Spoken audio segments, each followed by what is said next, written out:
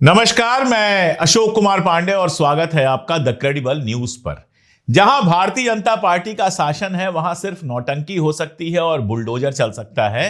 नौटंकी पर पहले थोड़ी बात कर लेता हूं, फिर बुलडोजर पर बात करूंगा। यूपी के एक मंत्री महोदय कह रहे हैं कि सलमान खान जो हैं वो देशद्रोही हैं और उनको फांसी पर चढ़ा देना चाहिए। सलमान खान जो फिल्म एक्टर हैं उनको फांसी पर चढ़ा देना चाहिए। उन्होंने बांग्लादेश और पाकिस्तान का समर्थन किया है, कब और कहां किया है ये बताना भूल गए वो। फांसी पर चढ़ा दो। फांसी पर चढ़ाना ऐसे हो गया है जैसे सड़क पर खड़े होकर कंबल बांटना है कि इनको भी दे दो उनको भी दे दो। कंबल बांटना तो खैर अब सरकारों से होता नहीं। गरीब भले जाड़े में मर जाए उसके लिए कुछ कर पाना संभव होता नहीं, लेकिन सलमान खान को फांसी पर चढ़ाएंगे। और जब सलमान खान को उन्होंने फांसी पर चढ़ाने की बात की तो सुरेंद्र राजपूत जो कांग्रेस के प्रवक्ता हैं उन्होंने सलमान खान के साथ मोदी जी की एक सुंदर सी तस्वीर लगा दी। सलमान खान के साथ मोदी जी की वीडियोस भी आपको बहुत सारी मिल जाएंगी। जब हल्ला मचा तो मंत्री जी कह रहे हैं मैंने शाहरुख खान की बात की थी, सलमान खान तो बहुत अच्छे एक्टर हैं। अब सलमान और शाहरुख में से कौन अच्छा एक्टर है ये तो आप तय कर लीजिए, मैं क्या कह सकता हूं। लेकिन मंत्री जी कैसे एक्टर हैं ये बात समझ में आ रही है। शाहरुख खान वो हैं जिनसे सारी दुनिया में भारत को पहचान मिलती है, उस शाहरुख खान को वो फांसी पे चढ़ाने की बात कर रहे हैं। शाहरुख खान वो हैं जिनके परिवार ने आजादी की लड़ाई में हिस्सा लिया था और ये उनको फांसी पर चढ़ाने की बात कर रहे हैं। आप सोचिए इस तरह के नौटंकी भरे बयान क्यों दिए जाते हैं और बताइएगा मुझे कमेंट में। अब चलते हैं बुलडोजर पे, यूपी की बात पे आएंगे, उसके पहले एमपी की थोड़ी सी बात कर लेते हैं। एमपी में एक साहब हैं जो रहते हैं बैतूल जिले में और भैंसदेही विधानसभा क्षेत्र के ढाबा गांव के हैं। इनका नाम अब्दुल नईम है। ढाबा गांव में सिर्फ 3 मुसलमानों के परिवार हैं और ढाबा गांव के आसपास कोई स्कूल नहीं है। आदिवासी इलाका है, गरीब इलाका है। बच्चे मीलों चलकर पैदल जाते थे स्कूलों में पढ़ने के लिए, जाते हैं बेसिकली। इनके पास अपनी जमीन थी। अपनी जमीन पर बेसिक शिक्षा विभाग से बात करके और बाकायदा सारा कुछ पेपर वेपर जमा करके अपनी खुद की जमीन उस पर एक बिल्डिंग बनवा रहे थे कि नर्सरी से 8वीं तक का स्कूल शुरू करेंगे जहां पर पढ़ाई होगी और बच्चों को दूर नहीं जाना पड़ेगा। गरीबों आदिवासियों के बच्चे पढ़ लेंगे। गांव में कुछ लोगों को खुराफात सूझी और खुराफात सूझी तो कहने लगे कि यहां तो मदरसा चल रहा है। अभी स्कूल की बिल्डिंग बन रही थी, कुछ चलने का सवाल ही नहीं उठता है। बेसिक शिक्षा विभाग में आवेदन पड़ा हुआ है, वो आवेदन पास होता तो वहां पर स्कूल चलता। 3 लोग हैं, 3 मुस्लिम परिवार हैं। अगर 3-3 बच्चे भी होंगे तो 9 बच्चों के लिए मदरसा तो कोई नहीं खोलेगा इतना बड़ा, और मदरसा शुरू भी नहीं हुआ है। लेकिन उसको अवैध बताकर तमाशा मचाकर एसडीएम साहब पहुंचते हैं और उसका एक हिस्सा गिरा देते हैं। असल में नईम साहब के समझ में नहीं आया कि गांव के जो पैसे वाले, गांव के जो दबदबे वाले लोग हैं वो चाहेंगे ही नहीं कि कोई स्कूल खुले। स्कूल खुल जाएगा, बच्चे पढ़ने लगेंगे तो उनके खेतों में मजदूरी कौन करेगा। वो नहीं चाहते कोई स्कूल खुले। अगर सरकार को वाकई चिंता होती तो उस इलाके में एक सरकारी स्कूल खोलकर 2-3 टीचर भेज देती कि बच्चे पढ़ लेते। लेकिन बच्चों के पढ़ने में किसका इंटरेस्ट है। आपको याद है ना, जम्मू के अंदर वैष्णो माता के नाम पर वैष्णो देवी ट्रस्ट से मेडिकल कॉलेज खुला और उस कॉलेज को बंद करवाने के लिए लोग लग गए। एक मेडिकल कॉलेज को खुलवाने में कितनी मेहनत लगती है, लेकिन उसको बंद करवाने में लोग लग गए क्योंकि वहां मुस्लिम बच्चों का ज्यादा एडमिशन हो गया था। तो पढ़ाई लिखाई की बात करेंगे तो बुलडोजर चला दिया जाएगा। यह भारतीय जनता पार्टी के राज में होता है। एक और किस्सा है लेकिन वो जरा मजेदार है, वो बरेली का किस्सा है। कल भी मैं वीडियो देख रहा था, एक दुकानदार कह रहा था कि देखिए सड़क के दोनों तरफ इतने फीट में सारी दुकानें गिराई जा रही हैं, मेरी तो सारी दुकान चली जाएगी। कोविड ने पहले ही बर्बाद कर दिया, अब और ज्यादा बर्बादी हो जाएगी। हमारी दुकान अगर चली जाएगी तो हम कैसे रहेंगे। और उसके बाद वो कहता है कि 40-50 साल हमारी पुरानी दुकान थी और हम तो बीजेपी के वोटर्स हैं। यानी उसको ये लग रहा था कि वो बीजेपी का वोटर है तो उसके दुकान पर बुलडोजर नहीं चलेगा। बीजेपी के वोटर कौन है? वही है जो दूसरों के घरों पर बुलडोजर चलने में बड़ा मजा लेते हैं, जो योगी जी को बुलडोजर बाबा कह देते हैं। जब किसी दलित का घर गिरता है बुलडोजर से तो तालियां बजाते हैं, जब किसी मुसलमान का घर बुलडोजर से गिराया जाता है तो तालियां बजाते हैं। ये वो लोग हैं।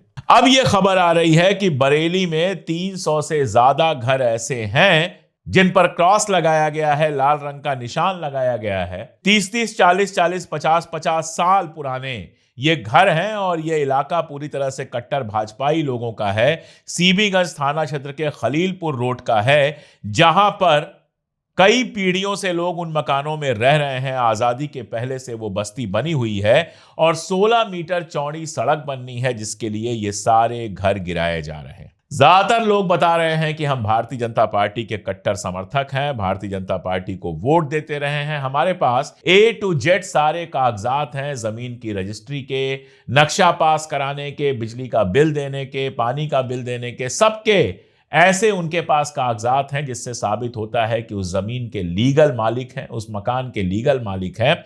लेकिन भाई साहब, ये तो मुसलमानों के पास भी होता है।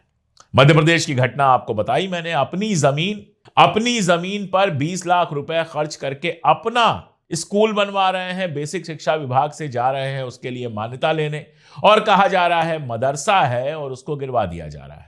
देवरिया का किस्सा आप जानते ही हैं। 50 साल पुरानी मजार को गिराने के लिए बुलडोजर चलता है, उस पर लोग खुशी मनाते हैं।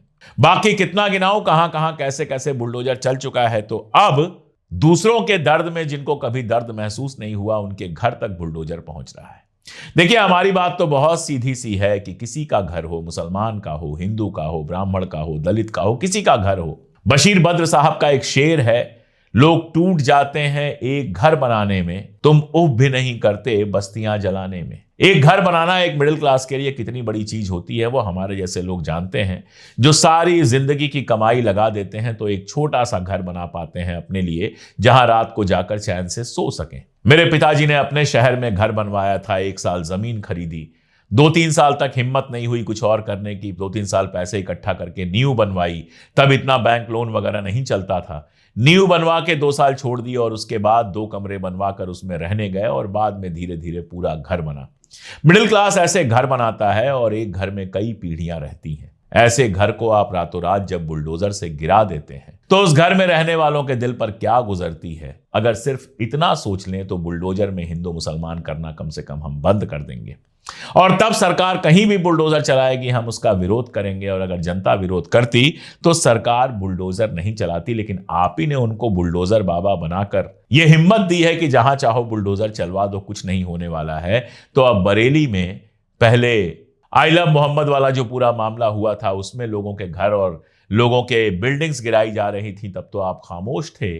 तो अब जब आपका मकान गिराया जा रहा है तो बाकी लोग खामोश रहेंगे, और बीजेपी को इस बात से कोई फर्क नहीं पड़ता है कि आप उसके वोटर हैं कि नहीं हैं।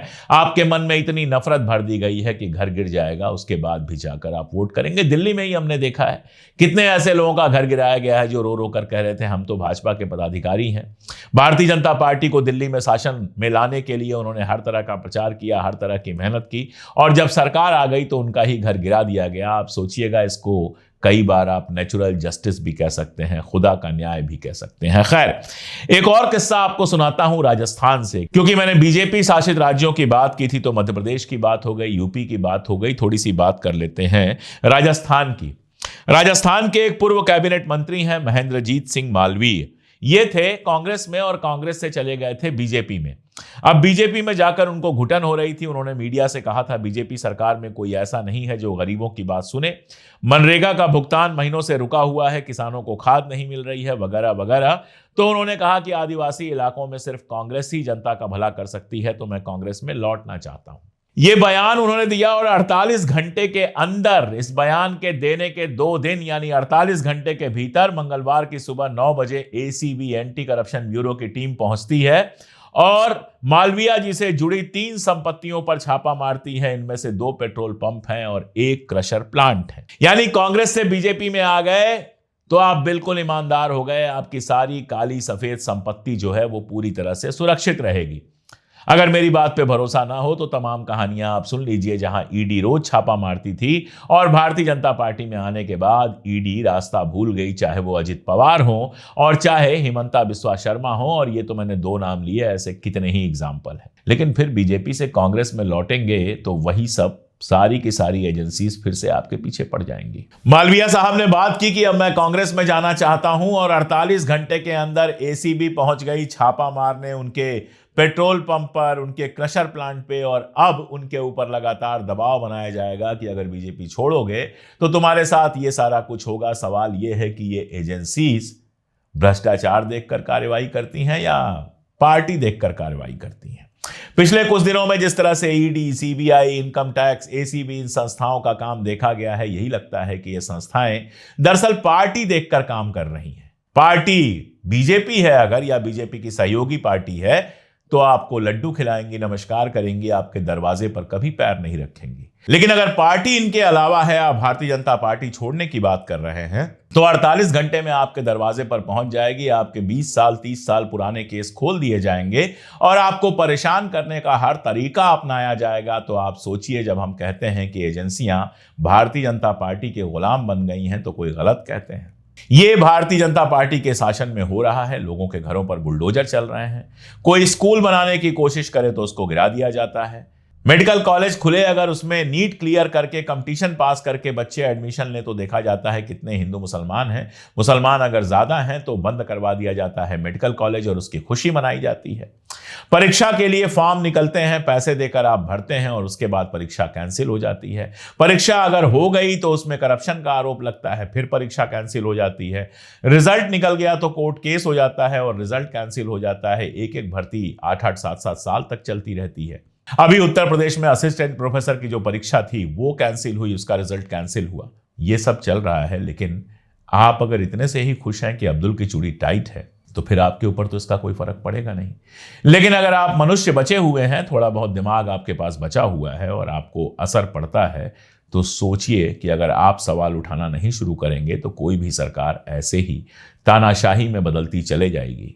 अगर वाकई आपको अपने घर टूटने का दर्द है, अगर वाकई आप ये कल्पना कर सकते हैं कि आज मेरे घर पर बुलडोजर चल जाए तो मेरा क्या होगा, तो कल्पना कीजिए और जब कहीं बुलडोजर चले उसका विरोध कीजिए। सरकारें घर बनाने के लिए चुनी जाती हैं, बुलडोजर चलाकर घर गिराने के लिए नहीं चुनी जाती हैं। और अब तो ये हालत है कि बनारस में अहिल्याबाई होलकर का बनवाया हुआ मंदिर, घाट, मूर्तियां 250 साल पुरानी, उनको भी बड़ी बेदर्दी से तोड़ दिया जाता है और सब खामोश रहते हैं। औरंगजेब की याद आती है, लेकिन आज के टाइम के जो औरंगजेब हैं, जो मूर्तियां तोड़ रहे हैं, जो मंदिर तोड़ रहे हैं, उन पर गोदी मीडिया कुछ भी बोलने से रह जाता है। दिमाग की बत्ती जलाइए, धर्म की नफरत से बाहर आइए और देखिए आपके प्यारे देश के साथ क्या हो रहा है। देखेंगे तो देश बचेगा, वरना हम तो डूबेंगे सनम, सबको ले डूबेंगे। आज के लिए इतना ही, बहुत शुक्रिया।